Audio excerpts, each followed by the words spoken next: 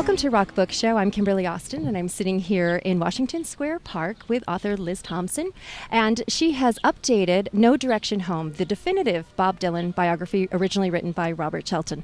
Welcome to the show, Liz. Thank you for having me. Well, I thank you for coming. So tell us first about Bob Shelton. Well, he was on the New York Times, on the staff of the New York Times from about 1956 to 1963, and then he wrote for a further 6 years until around 1969 when he left for Europe. He joined as a copy boy. There are some very early articles from 57, 58, I guess, where he wrote about a vegetable growing experiment in a New Jersey school, so kind of pre-Alice Waters. All kinds of stuff, early articles about hi-fi jargon. And an early piece about the 1959 Newport Folk Festival, where he heard Joan Baez perform that famous set that brought it to public attention. But the interesting thing was he was really going to be a news and political journalist, but in the mid-50s he got called up by the Eastland Committee, which was a subdivision of McCarthy, and it was in fact a case of mistaken identity. They were after a Willard Shelton, I think, who was in Washington. But he went along and said, you have no right to ask me these questions, I hold my rights to free speech, so he wouldn't testify at all. The case went on a very long time, right until the mid-60s when it was finally overturned by the Supreme Court. It's a textbook case. I discovered during the course of doing the book. So the New York Times' response was to say, well, of course you can absolutely believe what you want to believe, that's fine, we have no issue, but we can't have you writing news, so you'll have to do arts and entertainment. So he was given the arts and entertainment beat. And in fact he wrote about lots of people, including Woody Allen, doing stand-up just down here on MacDougal somewhere. But what he's most famous for is writing about the New York folk scene and the music scene in general, but he's particularly associated with Bob Dylan, of course, and the musicians that were part of that early 60s Greenwich Village music scene, which must have been extraordinary. Yeah, and here we sit right in the heart of where it all happened. Before I ask you how you became involved with the project, how did he and Dylan become friends? Well, Dylan came to New York from University of Minnesota in January 61, which is a very cold winter, hit town. He wrote about it in song, of course. And they met at some point in in the Gaslight or in the White Horse Tavern or one of the places everyone hung out in those days. And he'd said to Dylan, well, when you do a proper gig somewhere, call me and I'll come and hear you, So some time passed. He missed Dylan doing support to John Lee Hooker at Gerde's Folk City in April 61. Then their paths obviously did cross a bit. And in the summer of 61, Dylan was part of an all-day hootenanny at Riverside Church, which was recorded on, I forget which radio station, but a PBS station, I think. So that got Dylan his very first mention in the New York Times from Bob Shelton. And then, of course, in September 61, he had this 2-week residency at Gerde's again, supporting this time the Greenbrier Boys, who were a bluegrass trio, very accomplished bluegrass trio. And Shelton went along as promised, and he reviewed him, and Dylan got the lion's share of the words in the review. But as luck would have it, there was, as Shelton wrote, a chasm in the paper that day, which they filled with a photograph of a young Bob Dylan wearing the famous hat, or the hat that he would make famous, and a tie, believe it or not, looking very intense, holding his guitar very high, singing at Gerde's. And that was the review that's credited with getting him a record contract with building his career. Even Susie Rotolo, who of course died a couple of months back, his then girlfriend, pictured on the front of Freewheeling, said that was the review that made Dylan's career. And in fact, she wrote in her memoir, Freewheeling Time, about how they went out to get the early morning papers, or I guess sort of around midnight, and they lived on West 4th Street, of course. And they went to a kiosk on Sheraton Square and they bought a copy of the Times, and then they took it to a late night deli to read. And then they went back and bought a dozen more copies. So it was, and then he riffed on it in a song the next day. So it was amazing. And somehow, I guess they had to walk the line between critic and artist and friends and such and such. But somehow they did, and I think Shelton was able to step back when he needed to. But this is a very small community around here, even more so, I suppose, in the 1960s, in the kind of pre-Wired world. And Shelton lived a couple of blocks down on Waverly Place. Dylan lived just slightly south.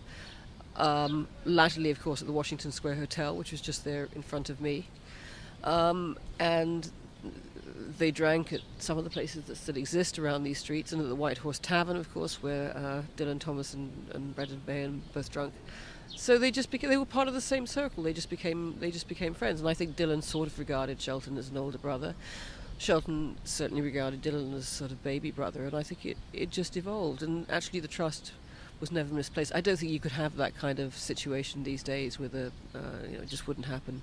Yeah, sounds like Kismet brought Shelton to Dylan, and Kismet brought Dylan to the masses with the New York Times chasm, if you will.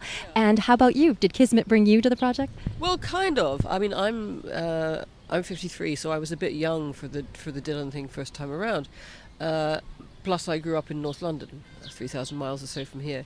But weirdly, and I must have been quite a weird kid. Even in about 69 to 70, I was given a guitar and I sort of taught myself to play it, listening to a Joan Baez record that I found in my sister's collection.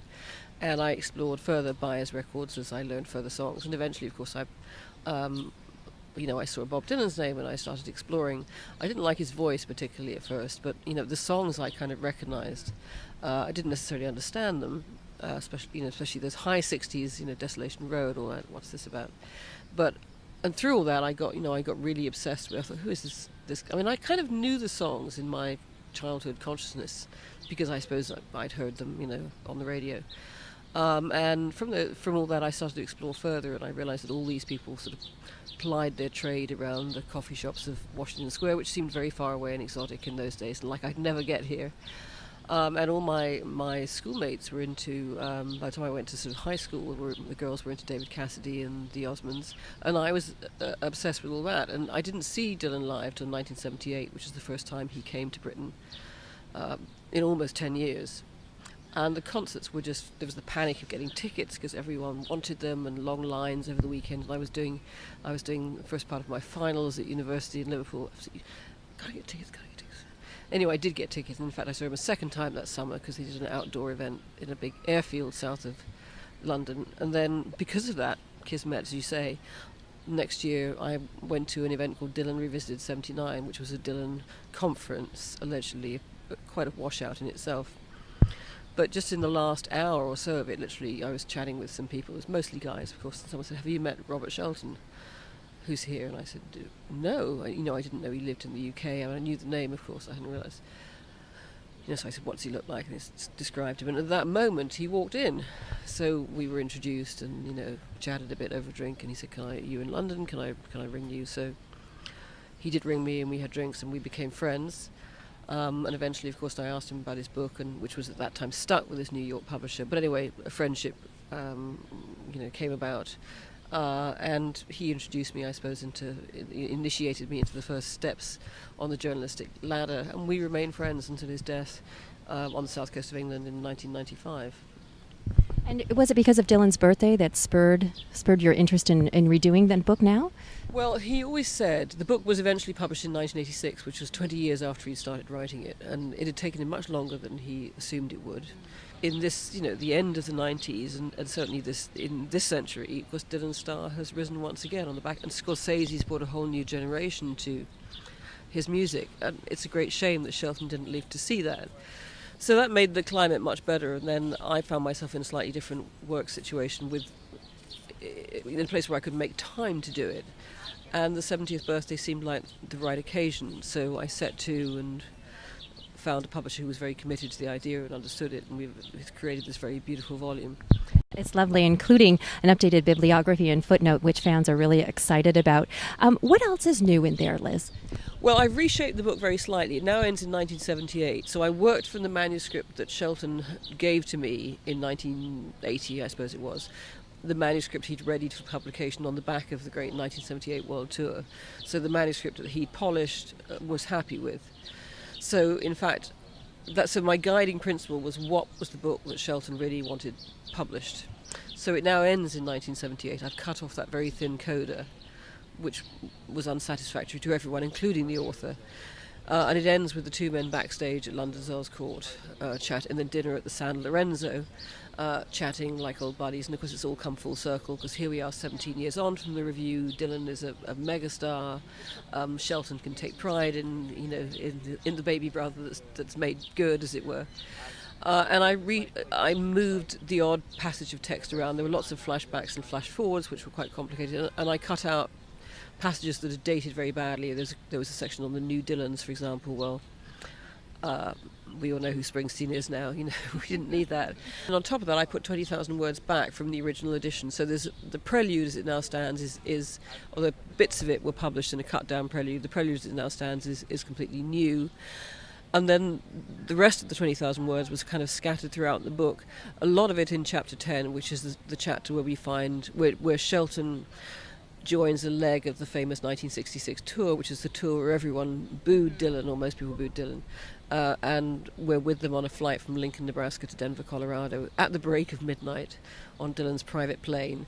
And Dylan's very strung out, he's exhausted, he's been booed, he's probably taking stuff, but the two just chat like old friends. So you get this sort of stream of consciousness chat, nothing's sort of no holds barred, Dylan chat.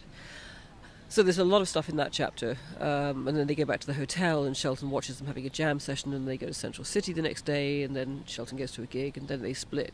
And between 61 and 66, the Village years when the two were buddies, there's a lot of material there. And in the opening chapter about his parents, and no one else ever interviewed the parents, so there's a lot of detail which gives you this amazing context for Dylan. And his mother saying, Bobby, please don't be a poet, you'll never make any money, So there are whole chunks added, and equally there are bits where I've added sentences or even phrases. And what I hope it's done is not just restored, obviously, great chunks of content that weren't there. It's also in the kind of tweaking and the adding of small fragments of text. I've restored to the book, I hope, a sense of how Dylan and Shelton really sounded, because it's much more of a sense of Shelton as the narrator, because in some cases the resonance, particularly in the opening chapter where he really sets the scene for what it was like for Dylan to grow up in this cold northern town, you really get a sense of the resonance of his prose. So I hope that Robert Shelton in the great celestial speakeasy in the sky, or the great celestial coffee house, feels that I've done a good job with it. Liz, what do you think it is that makes Dylan so timeless? I think it's the quality of the songs. It's incredible that someone so young wrote With God on Our Side, Times They Are Changing, Hard Rains Are Going to Fall. But extraordinary songs, and they were already sort of 10 years old, almost 10 years old by the time I sort of came upon them, and they've transcended I'm not sure what the definition of a generation is, but at least two generations. And they've endured because of the quality and the kind of the songs of social comment, the protest songs, if you like, were just as valid at the outset of the Iraq War as they were 40 years ago in Vietnam. So in terms of social commentary, and we saw Dylan at the White House last year performing Times They Are Changing, I think amazingly in front of Obama. So they've lasted very well. The quality of just the overall quality, the lyrics and the music. They've stood the test of time. And then all the the poetry of those high 60s albums that culminated in Blonde on Blonde. No one has ever written stuff like that before. Dylan has said he doesn't know where it came from. It's all now studied, of course, on college courses. So I think just the amazing quality of those two varieties of his work, and of course some beautiful, gentle love songs that have lasted very well. Had Dylan died in the motorcycle crash of July 1966, he would still be an important figure in our culture because of those handful of albums he recorded. From the very first album to Blonde on Blonde, including, of course, Freewheeling and Another Side of. But he lived on, and in the 70s we had Blood on the Tracks, which I think is just a brilliant album, a painful album for Dylan, an album of divorce. Street Legal and Budokan, of course, are very special to me because they were 1978. I don't think anyone who's launched on a career in popular music in recent years is going to last 50 years. It is by any measure an extraordinary career, and here he is still making headlines, in China and Vietnam, young people discovering them anew. There's no getting away from it. He's a catalytic figure in popular music, and he will be listened to decades and decades hence, I'm sure.